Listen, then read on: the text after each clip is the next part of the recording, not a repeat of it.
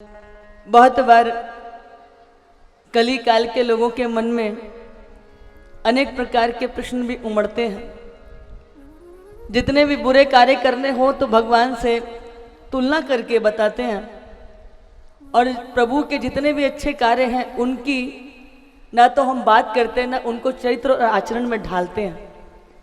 कई बार लोग कहते हैं कि प्रभु ने इतनी सारी गोपियों के साथ रास किया, यदि 2-5 के साथ हमारी भी मित्रता हो जाएगी तो क्या फर्क पड़ जाएगा। तो माताओं बंधुओं, जब प्रभु ने गोपियों के साथ रास किया था तो मैंने कहा कि शरीर से गोपियां घर में ही थी, और दूसरी बात प्रभु ने उतने सारे स्वरूपों को धारण किया था, तो जरा हम भी अपना एक से दूसरा स्वरूप बना करके दिखाएं। दूसरा, अगर हम इस कार्य की होड़ करते हैं तो फिर प्रभु ने तो गिरिराज जी को भी धारण किया था। उन्होंने 21 किलोमीटर में 7 कोस में जो फैला हुआ स्वरूप है प्रभु का, गिरिराज जी का, उसको धारण किया कन की उंगली के नख पर। तो जरा हम अपने कन की उंगली के नख पर 7 किलो का पत्थर ही उठाकर दिखा दें। भगवान ने विष को धारण किया था, समुद्र मंथन से जो निकला था। हम जरा 1 तोला विष धारण करके बता दे, फिर देखते हैं राम नाम सत्य होती है कि टिके रहते हैं। इसलिए प्रभु ने जो किया वो हमारी सामर्थ्य से बाहर है। उन्होंने जो कहा वो हम धारण कर सकते हैं, और प्रभु लीलाधारी हैं। और यहां पर मेरे प्रभु ने उन सारी गोपियों के मन की उस अवस्था को जान लिया था। ये सारी गोपियां मुझे पाने के लिए ब्रजमंडल में अवतरित हुई हैं, और अब यदि इनकी इच्छा पूर्ण नहीं हुई, इधर नारद जी मथुरा पहुंचे। उन्होंने जाकर के कंस से भेंट की। कंस बड़ा दुखी था। नारद जी ने कहा क्या हुआ? कंस कहता है कि मैंने जब जब जिस असुर को भेजा तब तब उसका वध हो गया।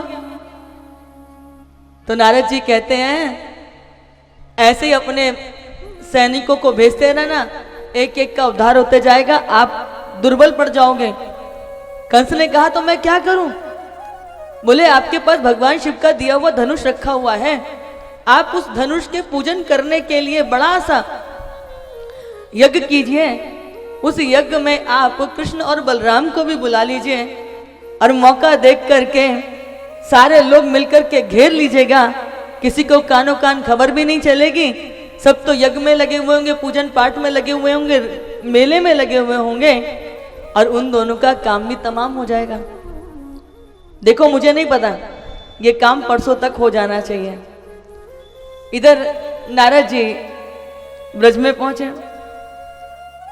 अब यहां मेरे प्रभु गैया चरा करके लौट करके आ रहे थे, तो मार्ग में नारद जी मिल गए।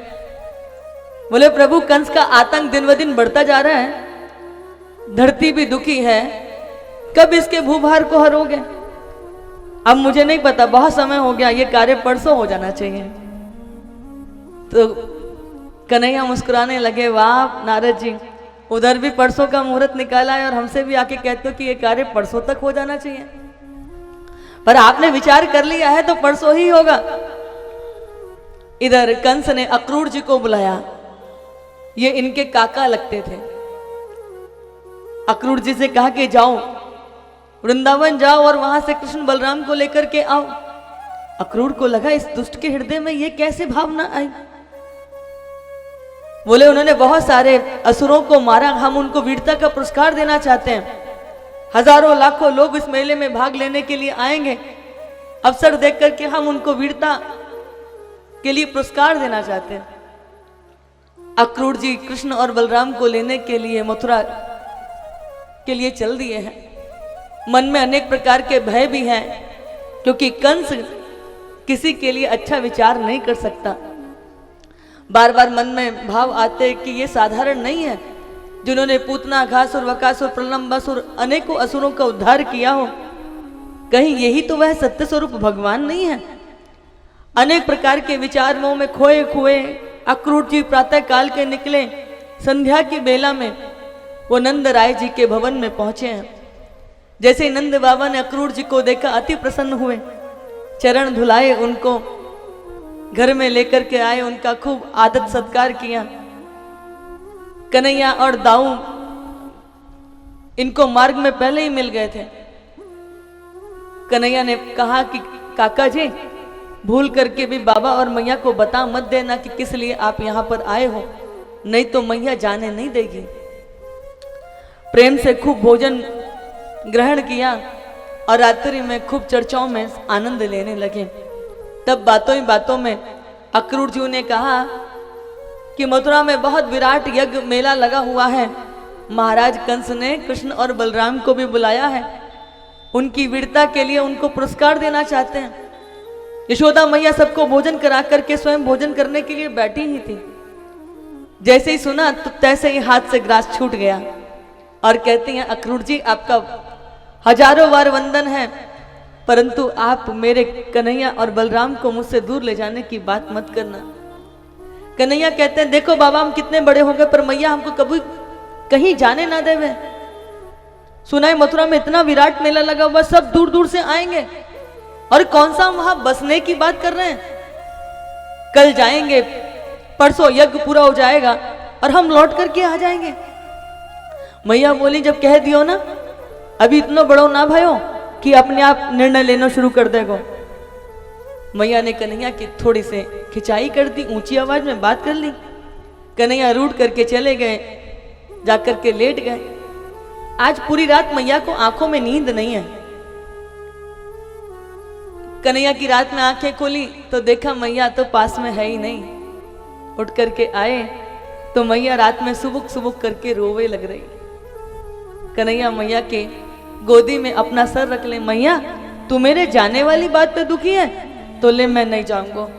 तो मैया कह में, लाला जब तक तू गैया चरा करके लौट के ना आ जावे तब तक मेरे ये प्राण घर की देहरी पे लगे रह में, अब आते होगो अब आते होगो। और तैने एक ही पल में कह दी कि परसों लौट के आ जाऊंगा। एक बार भी विचार किया कि तेरी मैया कैसे जीवेगी परसों तक। तो कन्हैया बोले, मैया बस इतनी सी बात में तो दुखी हो रही है, ले मैं नहीं जाता, मेरे सारे साथी मेले में देखे आएंगे जाकर के, मैं नहीं जाऊंगा। अब मैया को लगा देखो मेरी वजह से मेरा कन्हैया नहीं जाएगा, सब जाएंगे, और वैसे भी परसों तक की तो बात ही है, थोड़ा दुखी हो लूंगी रो लूंगी, परसों तो मेरा लाला आ ही जाएगा। अब मैया बोली, लाला मेरी वजह से तो को अपना मन मारवे की जरूरत ना है, देख परसों लौट के आ जाइयो। तो कन्हैया कहते, मैया तेरी सौ मैं लौट करके आ जाऊंगा। अक्रूर जी से पहले ही कह दिया कि बहुत प्रातः काल निकलना पड़ेगा, यदि संगी साथियों को पता चल गया तो कोई जाने नहीं देगा। बिना बताए सबको जाना चाहते थे, परंतु रात में सब जगह खबर पहुंच गई कि मथुरा से कोई रथ लेकर के हमारे कन्हैया को ले जाने के लिए आया है। सारी गोपियां द्वार पर खड़ी हैं, सारे सखा आकर के जैसे कन्हैया ने देखा, अरे इनको कैसे खबर लग गई, ये कुछ बोले उससे पहले ही कन्हैया बड़ी बड़ी बातें बनावे लगे। देखो रोवे धोवे की जरूरत ना है, बस जाऊंगा और आ जाऊंगा, और अकेले थोड़ी जा रहा हूं, मेरे सारे साथी भी मेरे साथ जामेंगे।